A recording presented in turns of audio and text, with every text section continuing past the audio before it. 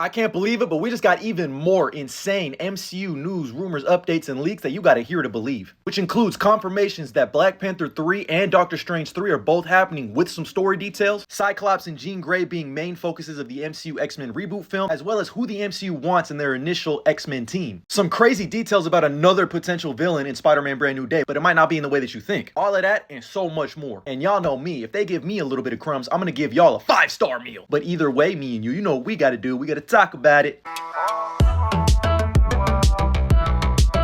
And our first order of business is chat. I've come to bargain. But according to Nexus Point News, who has become a very reliable industry source, they are reporting that Benedict Cumberbatch is said to be stepping up his involvement in Doctor Strange 3. Now, what exactly does that mean? It means that he's actively searching for a fresh writer and director for the film, with one of the directors on his radar being Sam Mendes. Now, let me give y'all my 2 cents on this whole situation. I love the fact that Benedict Cumberbatch is stepping up to the plate and really owning the Doctor Strange character in his films going forward. Because it reminds me a lot of when Robert Downey Jr. really owned the Tony Stark and Iron Man character, which I'm pretty sure is why Shane Black, who directed him in Kiss Kiss Bang Bang, signed on to direct Iron Man 3. And also now how Chris Hemsworth is heavily involved in the creative process for Thor 5 whenever that comes out, and hopefully he does get George Miller for that project. And to a little bit lesser degree, Tom Holland with his Spider-Man new trilogy. I'm pretty sure he had a lot to say in getting Destin Daniel Cretton on and all that. And Benedict Cumberbatch has worked with some of the greatest creatives in the business, so I'm excited to see who he pulls from. I mean, Sam Mendes already is a great name to be looking for. Sam Mendes most recently directed 1917, but he's also directed the Bond franchise with Daniel Craig, a couple of those films, American Beauty, Road to Perdition, the list goes on and on. Now, to a certain extent, I am kind of sad that Sam Raimi isn't coming back, but this just opens the door for Sam Raimi to potentially do something else more interesting, like maybe a Blade, Midnight Suns. And also now, it doesn't seem like this film is going to come out between Doomsday and Secret Wars. That was always my prevailing theory, because they had an open slot. But Disney decided to give that MCU spot to another one of their films. I forgot exactly what it was. So now there isn't an MCU movie coming out between Doomsday and Secret Wars. Regardless of what it is, I'm pretty sure we're going to be seeing more Dormammu, the Dark Dimension, maybe even Nightmare. We also got to see more Mordo, and also the growing relationship between Clea and Doctor Strange. I need to see more of that. The possibilities are endless though, and I'm excited for it. But moving on over to the news of another trilogy in the MCU, we got the official confirmation that Ryan Coogler is in fact working on Black Panther 3, and that will be his next film. Which, like, duh. But it is nice to hear that he's saying this is his next project, which means it's most likely coming out within the next 3 years. If I had to guess, this film is most likely coming out post Secret Wars when the MCU has done a soft reboot, and it will most likely be centered around our new T'Challa Jr. in Toussaint, who we were introduced to in the post-credit scene of Wakanda Forever, which I think is a smart way to recast T'Challa without recasting T'Challa. I mean, they were stuck between a rock and a hard place. Like, if you recast, people are going to be pissed. If you didn't recast, people are going to be pissed. I feel like this is a good, like, meeting in the middle. And of course, I think the worst kept secret in the world is that our man, Damson Idris, Mr. Him, bodies,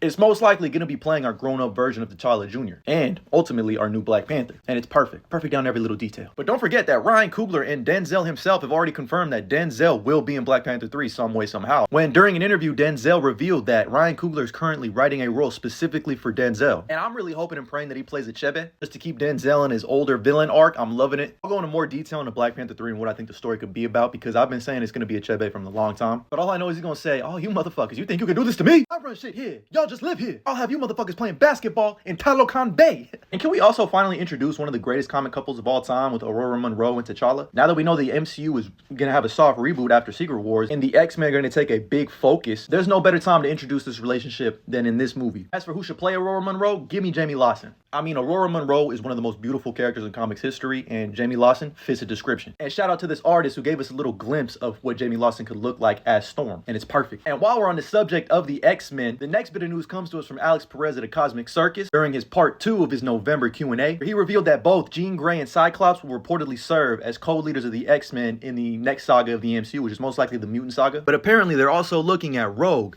Gambit, Beast, Angel, and Nightcrawler to join this initial team of the MCU X-Men. You had me at Rogue, Gambit, Nightcrawler, and Angel. I'm good. That's fire. But what really has me excited is the fact that they want to focus on both Cyclops and Jean Grey as co-leaders. That's genius. That is perfect. That's what they need. As much as I love those older X-Men films, I feel like the relationship between Scott and Jean in those films was kind of like, what the fuck are we doing here, brother? It just was never fully fleshed out. It was just fucking Cyclops getting cucked in the chair. Which, by the way, do not introduce Wolverine for like 2 movies. I need them to really establish themselves before we introduce this throuple again. Because if we really are diving into the Mutant Saga, the Summers family has some of the most crucial story elements for the Mutant Saga. And honestly, whoever they cast for Jean Grey also needs to be able to play Madeline Pryor, because if they start introducing Mr. Sinister and all that shit, They're gonna need someone that's dynamic enough to pull off both those roles, as well as Cable, Hope Summers, and Cable's clone Strife. And establishing them as co-leaders is genius. Now, moving on to some very interesting details that Alex Perez revealed about Spider-Man Brand New Day. First and foremost, he revealed that MIT will reportedly be evil in Brand New Day. Now, he said this before, but I was like, okay, whatever. But then I started thinking about it more. And I think I finally understand it now. Because for the most part, MIT has kind of just been in the background of Iron Man films, Iron Heart, as well as Spider-Man. But they have played like a key role in the Marvel Cinematic Universe. The interesting thing is, if you think about it, a bunch of evil people do kind of go to MIT. This is some real ball knowledge, but Darren Cross actually went to MIT. If you don't know who Darren Cross is, look at him. He's such a dick. He's MODOK. Technically, Ironheart is kind of an antagonist now. Fucking that dickhead Flash goes to MIT now. And the whole Tony Stark making fun of Barf happened at MIT. So I wouldn't be surprised if Mysterio's got some colleagues that used to go to MIT. Like maybe the guy who doesn't want a bullet in his head, right? William, who was Mysterio's guy in the chair. We know he's still out there. And don't forget, he's also the guy that was in one of the most iconic MCU scenes. And Tony Stark was able to build this in a cave with a box of scraps. And as far as we know, he's still working with a team. He could still potentially have Mysterio out there. I also still got a little itch that we're going to see the return of Tinker, and maybe he went to MIT too. Or at least is utilizing their resources along with the DODC's captured technology and alien weapons. Since we know there's going to be like a billion villains that are probably going to have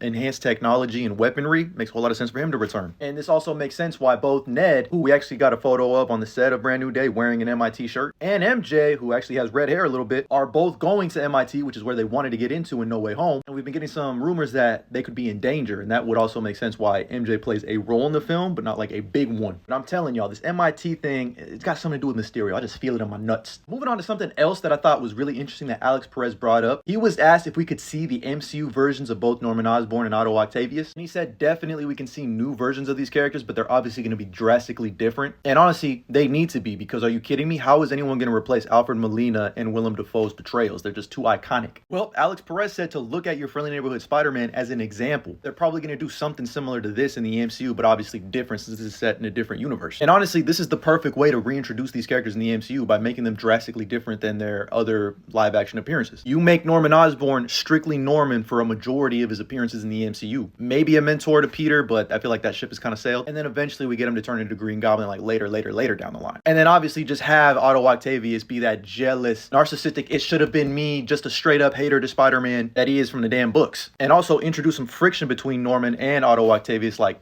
your Friendly Neighborhood Spider-Man. That is genius. Norman gets all the credit for all the work that Otto does. And this is official concept art of Alfred Molina almost looking like his comic accurate self. So you know the MCU is trying to get him back in there some way, somehow. But this also got me thinking about Eddie Brock and Venom, since we know that Tom Hardy's probably not going to make an appearance in the MCU. But I really hope the MCU does their own version of Eddie Brock. And I actually saw this fan cast of a combination of Josh Hutcherson as Eddie Brock and Keith David doing the voice of Venom. That's peak. And that's also crazy because I tweeted this out before that fan art even existed, saying that I don't know why, but for some reason I could see Josh Hutcherson as the MCU's version of Eddie Brock. Or honestly, Dacre Montgomery would be a great Eddie Brock in the MCU. But regardless, the route I hope they go for is some type of adaptation of Spectacular Spider-Man's version of Eddie Brock, who himself was a great combination of classic Eddie Brock and Ultimate Eddie Brock. Maybe he meets Eddie Brock in college and they're classmates together, and then, you know, they kind of go down the revenge arc that Spider-Man 3 actually did a good job with. This would be a great place to adapt from. But the MCU is just going to end up making Matt Gargan their Venom, aren't they? It would be cool, like, way down the line after Eddie Brock has already been Venom, though. Now, the final thing that Alex Perez mentioned was that Magneto was going to have his own utopia in Avengers Doomsday, where he is said to protect all of his mutants and his brotherhood, and he's achieved his ultimate goal of, like, having a whole land for his own mutant kind. Now, if I had to guess, it'll probably be Utopia or maybe Genosha. I've talked about this theory before, but I feel like Magneto is going to side with Doom because he's going to find out the incursions are happening, and Doom is promising him a stake on Battleworld where all of his mutant kind can stay together and live together and he can rule. And they'll most likely be adapting elements of Magneto's Last Day storyline, which is quite literally him trying to protect everyone he knows from an incursion that's about to happen, which is also where he reconnects with one of his daughters in Polaris and, you know, gets that relationship stronger prior to him saying, peace. But regardless, the MCU is fucking cooking, and I cannot wait for all of these projects. But let me know what you think about all of this news, as well as my thoughts, theories, and opinions down in the comments below. And as always, like and follow for more.